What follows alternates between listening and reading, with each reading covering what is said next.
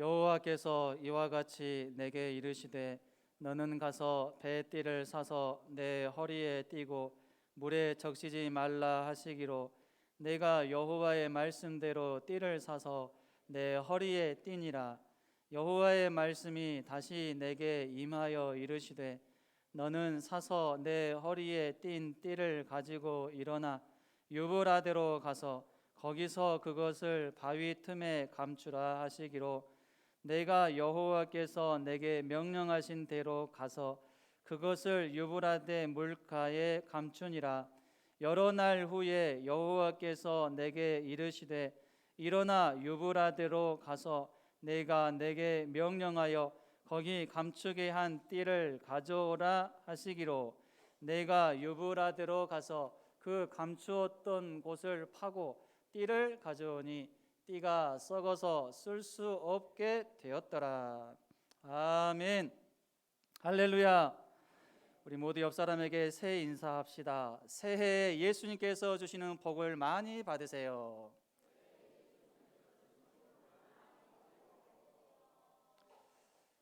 우리가 보통 새해 인사할 때 새해 복 많이 받으세요 그렇게 얘기를 하는데 곰곰이 생각해 보면 내가 꼭 새해 복을 주는 것처럼 그렇게 생각될 때가 많습니다. 그런데 우리가 받아야 될 복은 무엇일까요? 예수님께서 주시는 복인 줄로 믿습니다. 다시 한번 외쳐보았으면 좋겠습니다. 2022년 또 우리 교회 표어가 무엇입니까? 힘차게 저와 같이 외쳐봅니다. 시작. 다시 타오르게 하소서. 다시 타오르게 하소서. 2022년도에 우리 모두가 예수님께서 주시는 복을 많이 받는 주인공이 되고 또 우리의 신앙이 다시 타오를 수 있게 되기를 간절히 소망합니다. 예수님께서 주시는 복은 어떻게 받을 수가 있을까요? 우리의 신앙이 성숙해지고 우리의 믿음이 타오를 때 받을 수 있는 복인 줄로 믿으시기를 바랍니다. 그래서 2022년도 이제 마지막 달에 한 해를 돌아보면서 내가 최선을 다해서 열심으로 주님을 섬겼더니 우리 주님께서 나에게 이러한 복을 주셨다 이렇게 간증할 수 있는 우리 성도들이 많아질 수 있기를 바랍니다. 오늘 본문의 내용을 간략하게 설명하면 이렇습니다. 하나님께서는 예레미야에게 배띠를 사서 허리띠로 삼고 유브라데로 가라 이렇게 말씀하셨습니다. 그러자 예레미야는 그대로 순종을 했습니다. 그 다음에 하나님께서는 유브라데 물가 바위 틈에 허리에 찬 띠를 감추고 돌아오라 이렇게 말씀하셨고 예레미야는 그대로 순종했습니다. 그리고 여러 날 후에 하나님께서는 예레미야에게 전에 감추어둔 허리띠를 가져오라 이렇게 말씀하셨고 예레미야는 그대로 유브라데로 다시 갔습니다. 그리고 바위 틈에서 허리띠를 찾았고 그 허리띠를 보니까 썩어서 쓸 수 없게 된 것을 확인하게 됩니다. 결국 예레미야는 쓸 수 없는 허리띠를 다시 가져오게 되었다는 그러한 내용입니다. 본문을 조금 더 구체적으로 살펴보면서 우리에게 주는 교훈이 무엇인지를 살펴보겠습니다. 먼저 허리띠에 담긴 의미가 무엇인지 생각해 보겠습니다. 1절에 보면은 배띠를 사서 내 허리에 띠고 이렇게 기록을 하고 있습니다. 허리띠는 어떤 띠입니까? 바로 산띠입니다. 값을 주고 산 띠죠. 하나님께서는 유다를 샀습니다. 여러분, 하나님께서 유다를 산 이유가 무엇일까요? 유다 나라가 대단해서일까요? 아닙니다. 이스라엘 나라 전체가 얼마나 작습니까? 땅 면적으로 볼 때 우리나라보다도 약 5배가 작다고 합니다. 땅 면적이 그렇게 작고 인구 수도 약 5배 정도 우리나라보다도 작아요. 우리나라가 참 작은데 이스라엘은 우리나라보다도 훨씬 더 작다는 것입니다. 그런데 이렇게 작은 이스라엘도 솔로몬 이후에 르호보암 때에 남유다 북이스라엘로 나뉘게 됩니다. 그 작은 땅이 또 나뉘었어요. 분열된 것입니다. 그리고 북이스라엘은 BC 722년경에 아수리의 침략에 의해서 멸망을 당하게 되죠. 그리고 지금 예레미야가 선지자가 활동했던 시기는 남유다만 지금 남아있는 상태입니다. 그러니까 남유다, 지금 아래쪽에 있는 이 유다 나라만 지금 존재하고 있는 거예요.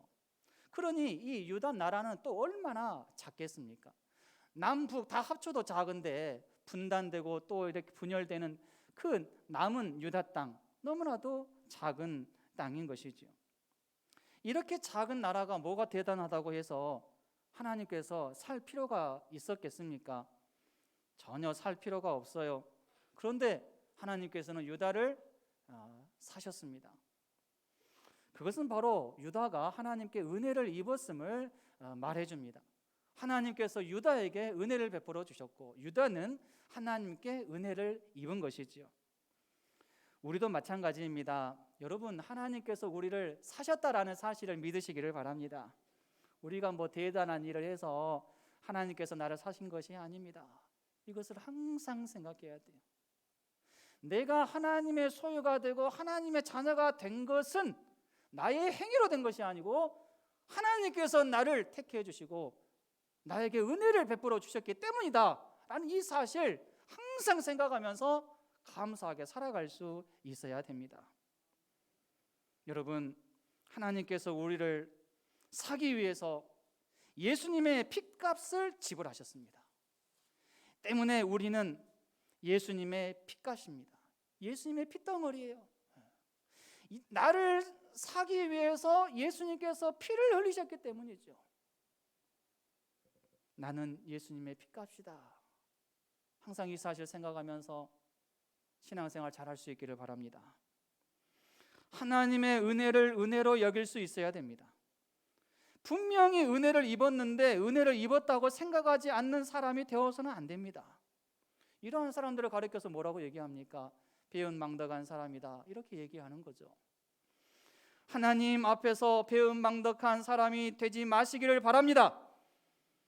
하나님께서는 유다를 지명하여서 샀습니다. 우리가 무엇을 샀다라고 할 때 아무 생각 없이 사지 않습니다. 사기 전에 먼저 생각하죠. 여러 가지 중에서 내가 무엇을 살까 고민하고 그런 시간을 거친 다음에 사는 거죠. 그래서 무엇을 샀다라고 하는 것은 무엇을 전제로 합니까? 내가 이미 무엇을 선택했다라는 그 의미가 있습니다. 선택한 다음에 산 거죠. 선택이 되었기 때문에 산 것입니다. 어떤 것을 살 것인가를 선택했고 그것을 샀다는 말이죠. 하나님은 유다를 지명하셨고 선택하셨습니다. 그리고 그것을 하나님의 소유로 삼으시기 위하여서 샀습니다. 많고 많은 사람들 중에서 나를 선택해서 값을 지불하시고 하나님의 소유물로 삼아주심에 감사합시다. 나를 선택하신 하나님을 생각하면서 우리가 결심해야 될 것이 있어요. 무엇일까요? 나를 선택해 주신 하나님 감사합니다. 이제는 저도 매 순간순간 모든 상황 가운데서 하나님을 선택하면서 살아가겠습니다. 이러한 결심, 이러한 각오가 있어야 된다는 것입니다. 또한 나를 선택하시고 또 나를 위해서 값을 지불하신 예수님을 생각하면서는 어떤 결심을 해야 될까요? 예수님께서 나를 위해서 핏값을 지불하셨는데 이제는 나도 주님을 위해서 내가 치를 수 있고 내가 할 수 있는 그 값을 지불하면서 살아야 되겠다라는 이러한 결심할 수 있어야 된다는 것입니다. 이러한 결심 하실 수 있기를 바랍니다. 이러한 모습은 또 이러한 결단은 분명히 주님께서 기대하시고 원하시는 바인 줄로 믿습니다. 허리띠에는 어떤 의미가 있을까요? 허리띠는 말 그대로 허리에 두른 띠입니다. 허리에 두른 그 띠에는 그야말로 중요한 띠다라는 그러한 의미가 있어요. 옷을 입는 데 있어서 허리띠는 참 중요합니다. 물론 요즘 젊은이들의 패션을 보면 허리띠를 별로 차지 않더라고요. 그러나 그럼에도 불구하고 허리띠는 참 중요합니다. 바지가 내려가지 않게 잡아주는 역할을 하고 또 몸매를 조금 더 날씬하게 그렇게 보이도록 잡아주기도 합니다. 뱃살이 많이 나온 사람은 허리띠를 더 꽉 조여매서 배가 조금 덜 나오게 보이도록 그렇게 해주는 역할도 하죠. 그러나 오늘 본문에서 허리에 두른 띠는 허리에 위치한다는 점에서 중요한 의미가 있습니다. 허리는 사람의 중심이고 중요한 부분이죠. 허리는 사람의 힘의 근원이다라고 말할 수 있습니다.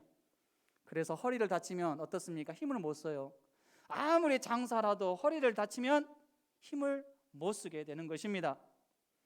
하나님은 브니엘에서 에서를 만나러 가는 야곱의 허리 바로 아래 환도뼈를 치셨습니다. 그러자 야곱이 힘을 못 쓰게 되는 거예요. 쩔뚝발이가 되고 너무나도 약해 보이는 이제 그러한 모습을 보면서 에서의 마음이 이제 바뀌는 거죠. 저렇게 약해졌구나, 짠해 보이게 된 것입니다. 이러한 의미에서 허리에 두른 띠는 중요한 의미가 있습니다. 하나님은 유다 나라와 백성을 중요하게 여겨주셨어요. 그 증거가 무엇일까요? 바로 언약입니다. 언약. 즉 하나님께서는 유다 나라와 언약을 맺어 주셨습니다. 다른 나라와는 언약을 맺지 않으셨습니다. 오직 이스라엘 나라, 특히 유다와만 언약을 맺으셨습니다. 그만큼 하나님께서는 유다를 중요하게 여기신 것입니다. 하나님은 우리를 중요하게 여겨주신다라는 사실을 믿으시기 바랍니다. 함께 고백해 봅시다. 하나님은 나를 중요하게 여겨주신다. 하나님 앞에서 나는 중요한 사람이다. 그렇게 여기시기 바랍니다. 우리 자신을 함부로 평가절하시켜서는 안 됩니다. 나는 중요한 사람이 아니야, 이렇게 생각해서도 안 됩니다. 이것은 겸손한 자세가 아니에요. 이것은 교만한 자세입니다. 하나님께서 나를 중요하게 보시는데 정작 나는 나를 중요하게 보지 않는다면 그것이 교만한 자세가 아니겠습니까? 이것은 나를 중요하게 보시는 하나님께 대한 예의가 아닙니다. 하나님을 무시하는 행동이고 교만한 행동일 수밖에 없습니다. 하나님 앞에서 겸손한 사람은 어떤 사람일까요? 나를 중요하게 보시는 그 하나님께 감사할 수 있습니다. 감사할 줄 알아요. 내 능력은 한없이 부족하지만 하나님의 능력은 크시다는 사실을 확실하게 믿는 사람입니다. 그래서 나 자신을 가리켜서 말할 때 나는 하나님의 걸작품이다, 항상 이 생각을 하면서 높은 자존감으로 살아가게 됩니다. 하나님께서 나를 중요하게 여겨주신다는 그 사실을 생각하면서 나도 나를 중요하게 여기고 하나님께 감사하는 삶을 살아가는 진정으로 겸손한 자가 되실 수 있기를 바랍니다. 하나님은 유다를 제사장 나라로 삼아 주셨습니다. 제사장은 어떤 사람입니까? 하나님과 가장 긴밀한 교제를 하는 위치에 있는 사람이에요. 성막에서도 그렇고 성전에서도 그렇고 오직 제사장만이 들어갈 수 있는 곳이 있죠. 어디입니까? 지성소예요. 지성소. 지성소에는 오직 제사장만이 들어갈 수 있는 곳입니다. 그만큼 제사장은 중요한 역할을 하는 사람이고 하나님과 긴밀한 교제를 하는 사람입니다. 그런데 이렇게 중요한 역할을 하는 나라로 이스라엘, 더 정확하게 유다를 택하여 주셨다는 말입니다. 중요한 일일수록 중요한 사람에게 맡깁니다. 중요하지 않은 일을 중요한 사람에게 맡기지 않아요. 하나님은 중요한 일을 남유다에 맡겨주셨습니다. 그리고 기대하셨어요. 그만큼 남유다를 중요하게 보셨다는 말입니다. 그러나 남유다는 어떻게 반응했습니까? 하나님께서 중요하게 여기는 그 일을 하는 데 집중해야 되는데 정반대로 하나님께서 중요하게 생각하지 않은 일에 집중하면서 그런 길로만 나아갔어요. 종로로 나아가지 않았습니다. 중요하게 생각하는 일은 하지 않고 하지 말아야 될 일들을 했습니다. 이러한 행동은 하나님을 기만하는 행동이죠. 나를 중요하게 여겨주시고 중요한 일을 맡겨주신 하나님을 조롱하는 행동입니다. 물론 중요한 일일수록 부담이 클 수는 있습니다. 반드시 그럴 것입니다. 그러나 최소한 노력은 해야 되지 않겠습니까? 이러한 자세야말로 나를 중요하게 보시는 하나님께 대한 예의가 아니겠습니까? 아무런 노력도 하지 않고 부담되니까 나는 못하겠다, 안 하겠다, 하고 있는 것도 내려놓겠다라고 말한다면 하나님은 어떻게 생각하실까요?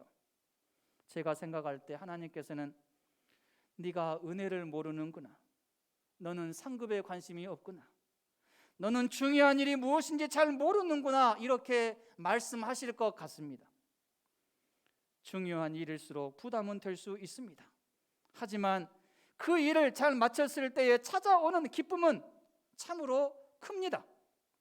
이 기쁨은 경험해 보지 않은 사람은 절대로 모르는 기쁨입니다. 이 기쁨은 중요한 일을 완벽하게 다 마쳤을 때 누리는 것이 아닙니다. 오히려 중요한 일을 포기하지 않고 내 능력을 최대한 활용해서 끝까지 노력했다는 데서 나오는 기쁨입니다. 하나님께서 그것을 원하셔요. 최선을 다하는 모습, 포기를 원하십니다. 세상 논리는 어떻습니까? 반드시 노력한 결과물이 나타나야 되고 그것을 요구합니다. 결과물이 좋지 않으면 여러 가지 불이익을 당하게 합니다. 그러나 하나님은 그렇지 않습니다. 시작을 보시고 과정을 보십니다. 중요하게 보셔요. 처음부터 끝까지 어떠한 자세로 어떠한 태도로 하고 있는가, 또 했는가, 이것을 보시고 판단하십니다. 처음부터 끝까지 최선을 다했다면 비록 큰 성과는 나타나지 않았다 하더라도 칭찬하시는 분이십니다. 믿으시기를 바랍니다. 다음으로 유브라데에 담긴 의미는 무엇일까요? 4절에 너는 사서 내 허리에 띈 띠를 가지고 일어나 유브라데로 가서. 아나돗, 즉 예레미야의 고향 이 아나돗 지역에서 유브라데까지의 거리는 약 400km 정도 됩니다. 그런데 예레미야는 그 먼 거리를 순종하면서 갔습니다. 성경에 보면 하나님의 명령에 따라서 먼 거리를 순종하며 갔던 인물들이 많이 등장을 합니다. 아브라함은 갈대아 우르에서 가나안까지 약 1600km를 갔습니다. 야곱이 죽었을 때 장래 행렬은 애굽을 떠나 가나안 땅 헤브론까지 약 700km를 갔습니다. 그리고 동방 박사들은 예수님을 만나기 위해서 페르시아에서 예루살렘까지 무려 1800km 되는 거리를 갔습니다. 아브라함, 야곱, 예레미야, 동방 박사 이들에게 있어서 거리는 문제가 되지 않았습니다. 왜일까요? 이들에게는 하나님을 향한 믿음이 있었기 때문입니다. 여러분, 하나님을 사랑하고 하나님의 말씀을 믿고 의지하는 자들에게 있어서 거리는 전혀 문제가 되지 않는다라는 사실을 믿으시기 바랍니다. 거리는 마음에 문제가 있고 믿음에 문제가 있는 사람에게 문제가 될 뿐입니다. 만약에 아브라함, 야곱, 예레미야, 동방 박사에게 하나님을 향한 사랑이 없고 하나님의 말씀을 사모하는 마음이 없었다면 그 먼 거리를 갈 수 있었을까요?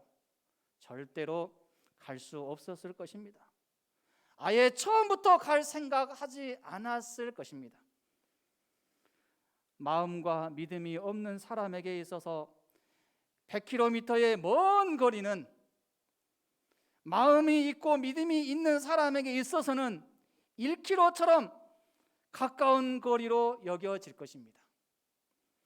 반드시 갈 수 있는 거리로 여깁니다. 한번 생각해 보세요. 내가 사랑하는 사람이 100km 떨어져 살고 있다고 생각해 봅시다. 사랑하고 있는 그 사람에게 있어서 그 거리가 문제가 될까요? 전혀 문제가 되지 않습니다. 1km를 가는 마음으로 쉽게 또 가볍게 갈 수 있을 것입니다. 그것도 자주 갈 것입니다. 아무리 먼 거리에 있어도 그 거리를 갈 수 없는 거리로 전혀 생각하지 않습니다. 갈 수 있는 거리로 여깁니다. 그리고 반드시 그 먼 거리를 갈 것입니다. 어떻게 이것이 가능할까요? 내가 사랑하는 대상이 그곳에 있고 내 마음이 그 사람에게 쏠려 있기 때문입니다. 내가 사랑하는 대상이 그곳에 있고 내 마음이 그 사람에게 쏠려 있으면 아무리 거리가 멀어도 그 거리는 문제가 되지 않습니다. 중요한 것은 무엇입니까? 마음입니다. 또 믿음입니다. 주님을 향한 나의 마음은 어떤 마음인가를 생각해 봅시다. 지금 우리 모두의 앞길에는 코로나19라고 하는 방해물이 가로막고 있습니다. 그러나 정말로 주님을 향한 나의 마음이 간절하다면 어떤 방법을 동원해서라도 주님과의 만남의 시간을 확보할 것입니다. 왼쪽 길이 막혔다면 오른쪽 길로 갈 것이고, 앞에 장애물이 있으면 장애물을 제거하거나 뛰어넘을 것입니다. 길이 없으면 길을 만들 것이고, 길이 좋지 않으면 그 길을 보수해서라도 갈 것입니다. 그러나 반대로 나의 마음에 주님을 향하는 간절함이 없다면 어떻게 될까요? 왼쪽 길이 막혔으면 거기만 쳐다봅니다. 아무리 오른쪽 길이 활짝 열려 있어도 오른쪽 길로 가려고 할 생각하지 않습니다. 돌아보지도 않습니다. 앞에 장애물이 있으면 어떻게 할까요? 뛰어넘을 생각 전혀 하지 않습니다. 누군가가 그 장애물을 치워주기만을 바라며 기다리겠죠. 길이 없거나 좋지 않으면 어떻게 할까요? 그 길이 보수가 될 때까지 하염없이 기다릴 것입니다. 더 심각하게는 아무리 좋은 길이 있어도 스스로 그 좋은 길에 방해물을 자기가 세워놓고 가지 않을 것입니다. 우리 모두에게 주님을 향한 간절한 마음이 있기를 바랍니다. 이러한 마음이 없거나 또 약하다고 생각이 된다면 주님께 간절히 기도할 수 있어야 됩니다. 그래서 주님을 향한 우리의 마음이 미지근한 마음이 아니라 간절하게 타오르는 마음이 될 수 있기를 바랍니다. 가만히 있는 것은, 그 자리에서 가만히 있는 것은 가만히 있는 것이 아닙니다. 현상 유지하는 것이 아닙니다. 퇴보하고 있는 것입니다. 후퇴하고 있는 거예요.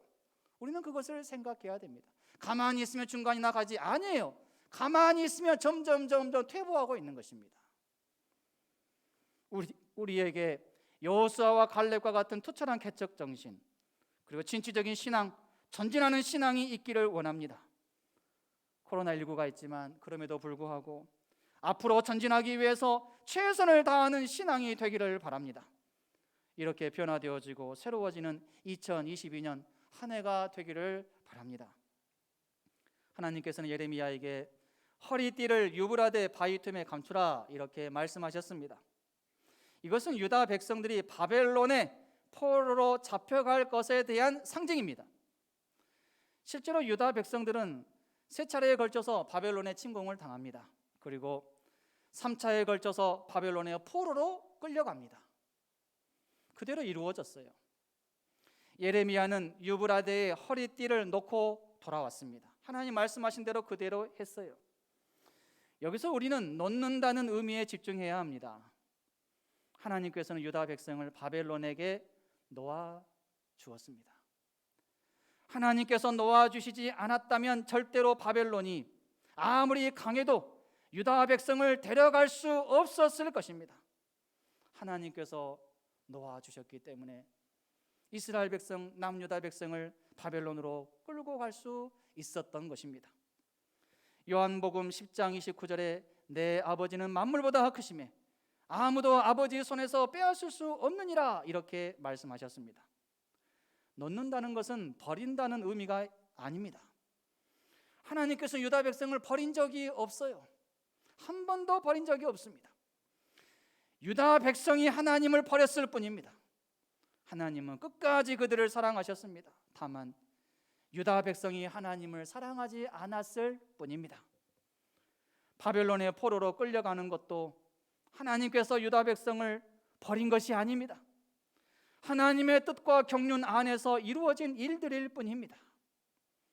우리는 하나님의 이러한 뜻과 경륜을 다 헤아리지 못하기 때문에 하나님께서 남유다 백성들을 버렸다라고 말하곤 합니다. 그러나 이것은 잘못된 판단이죠. 하나님은 그런 분이 아니십니다. 사람에게 있어서 놓아준다, 놓는다, 손을 턴다는 의미는 버린다, 더 이상 간섭하지 않는다, 끝이다 라는 의미가 강합니다. 그러나 하나님은 그렇지 않습니다. 실제로 하나님은 바벨론 포로 생활 가운데 있는 유다 백성들을 남은 자로 들어 사용하셨습니다. 3차에 걸쳐서 귀환하게 하셨어요. 그것도 고레스 왕의 명령에 의해서, 그리고 고레스 왕의 지원에 의해서 귀환하게 되고, 스룹바벨 성전 건축하게 되고, 또 성벽 건축이라고 하는 이러한 놀라운 일을 하는 주역으로 세워주셨습니다. 마지막으로 썩은 띠에 담긴 의미에 대해서 생각해 보겠습니다. 예레미야 13장 6절로 7절 말씀 함께 읽겠습니다. 여러 날 후에 여호와께서 내게 이르시되 일어나 유브라데로 가서 내가 내게 명령하여 거기 감추게 한 띠를 가져오라 하시기로 내가 유브라데로 가서 그 감추었던 곳을 파고 띠를 가져오니 띠가 썩어서 쓸 수 없게 되었더라. 썩은 띠는 유다 백성들의 괴로움의 상징입니다. 바위 틈에서 썩어져 감과 같은 유배 생활로 인한 괴로움을 말해줍니다. 바위 틈에서 허리띠가 끼어 있으니 얼마나 답답하겠습니까? 여기서 바위 틈은 바벨론을 가리킵니다. 유브라데 바위 틈에 끼어 있는 배로 만든 허리띠는 유브라데 진흙에 의해서 점점 썩어져 갈 수밖에 없었습니다. 부패할 대로 부패하게 되었습니다. 이 괴로움은 영적인 상태가 썩음으로 인한 괴로움입니다. 영적인 상태가 나빠지면 반드시 괴로운 상황에 직면하게 됩니다.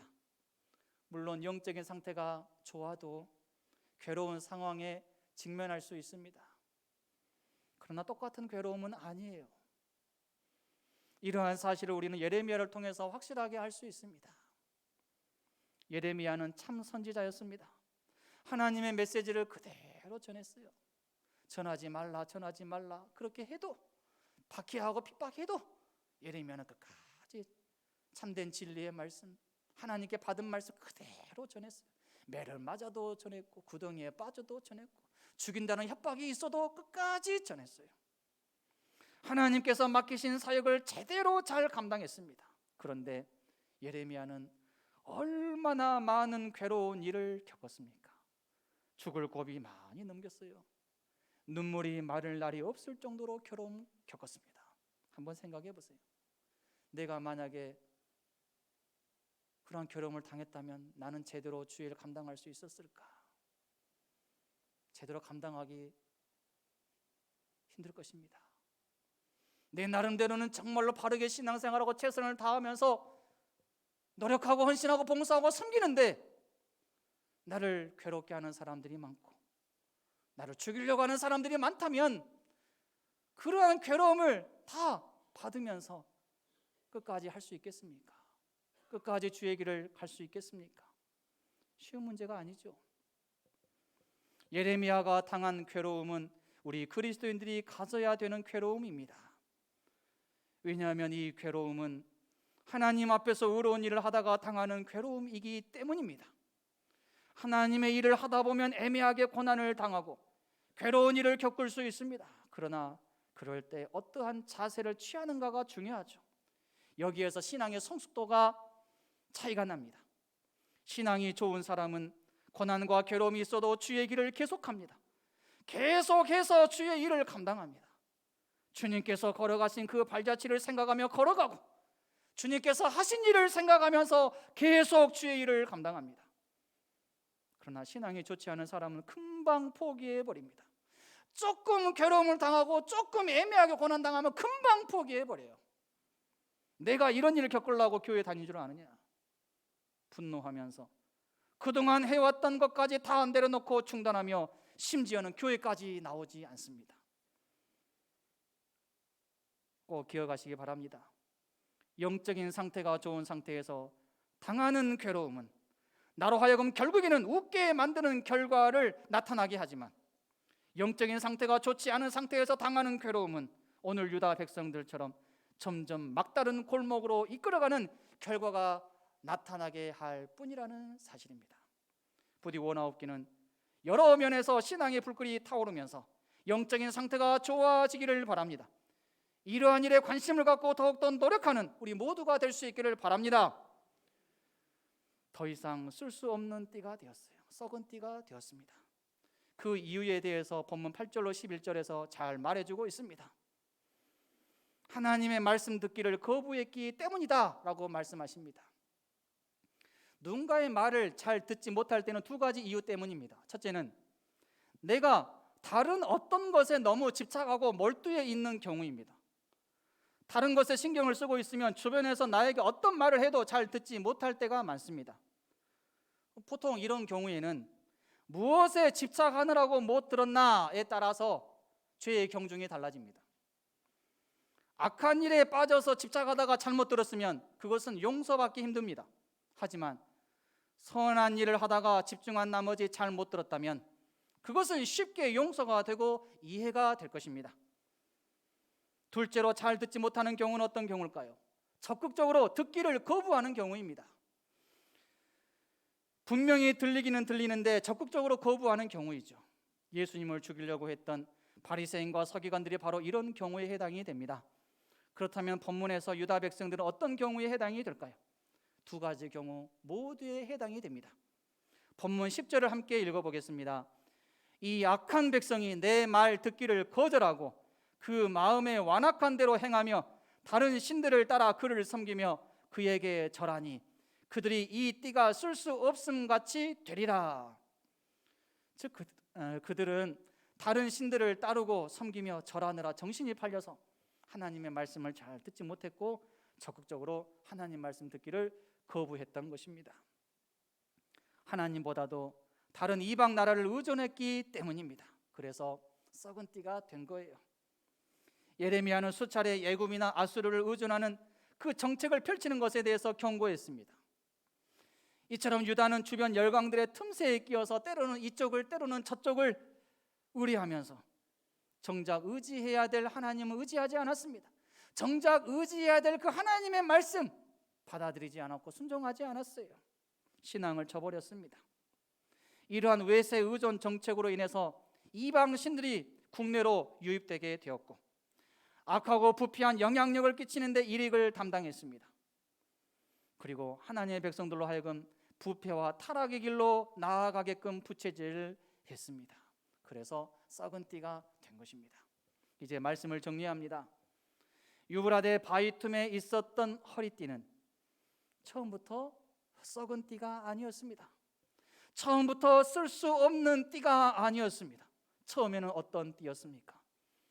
하나님께서 선택해서 산 띠였습니다.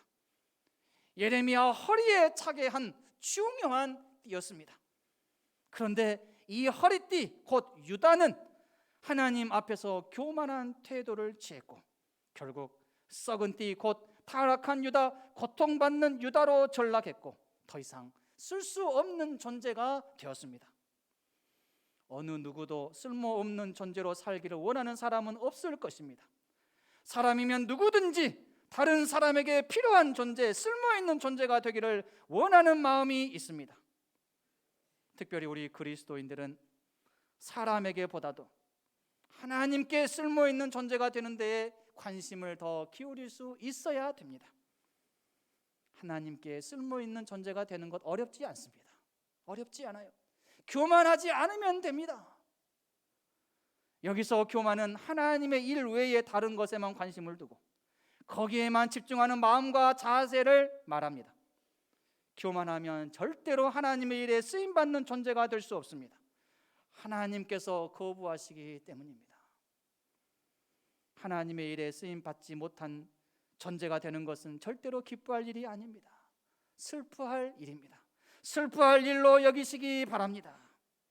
원하옵기는 저와 여러분이 하나님 앞에서나 사람 앞에서 쓸 수 있는 허리띠와 같은 존재로 항상 인정받고 그렇게 살아갈 수 있기를 주님의 이름으로 축원합니다.